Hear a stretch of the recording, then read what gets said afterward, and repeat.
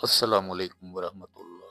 शुरू अल्लाह जे नाले सां जो निहायत बाछारो ऐं करीम।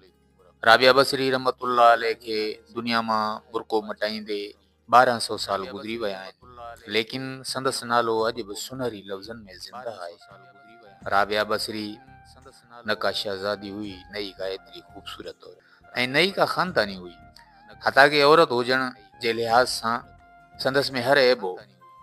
हुन जी आदत फ़क़ति इहा हुई, हू रोज़ाना इशा जी नमाज़ खां पोइ वेंझी संहिंजी कपिड़ा पहिरे अतरंबी हणी ऐं अची पंहिंजे घरवारे जे अॻियां बीहंदी हुई ऐं खेसि चवंदी हुई, छा अव्हांखे मुंहिंजी ज़रूरत आहे?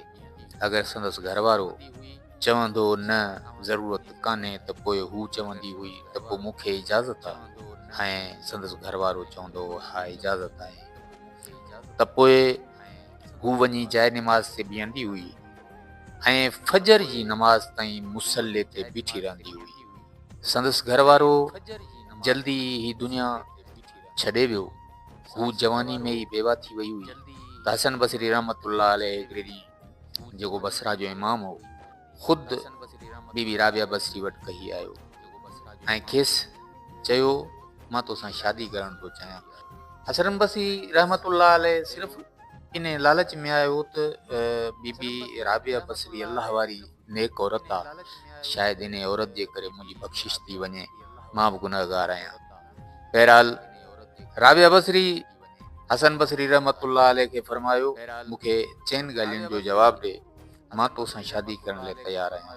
चवणु लॻो त ठीकु आहे, पुछ। बीबी राबिया खेसि चयो, मूंखे इहो ॿुधा, मां जन्नती आहियां या जहन्नमी? तंहिं ते हसन बसरी रहमतुल्लाह अलैह फरमायो, इहो मां नथो ॿुधाए सघां।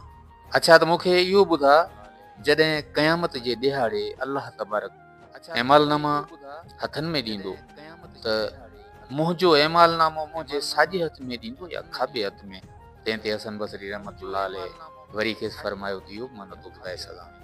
अच्छा, मूंखे इहो ॿुधाए, जॾहिं नेकियूं ऐं गुनाह क़यामत जे ॾिहाड़े तोरिया वेंदा त मुंहिंजा गुनाह वधी वेंदा या मुंहिंजूं नेकियूं वधी वेंदियूं?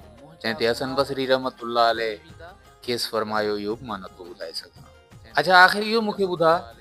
खेसि बीबी राबिया बसरी फरमायो त अच्छा, इहो ॿुधा, जॾहिं माण्हू पुल सिरात तां गुज़ारिया वेंदा त के माण्हू पुल सिरात पार थी वेंदा ऐं के माण्हू जहन्नम जी खाई में किरी पवंदा। भला मां पुल सिरात पार थी वेंदुसि या खाई में किरी पवंदुसि? तंहिं ते हसन बसरी रहमतुल्लाह अलैह वरी फरमायो, मां इहो बि नथो ॿुधाए सघां।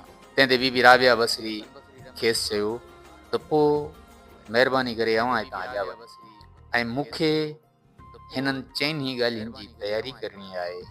मूं वटि शादी लाइ वक़्तु कोन्हे, अव्हां जी वॾी महिरबानी। जेके माण्हू पंहिंजो पाण खे अलाह जे हवाले कंदा आहिनि, अलाह तबारक दुनिया खे उन्हनि जे क़दमनि हेठां धिके छॾींदो आहे।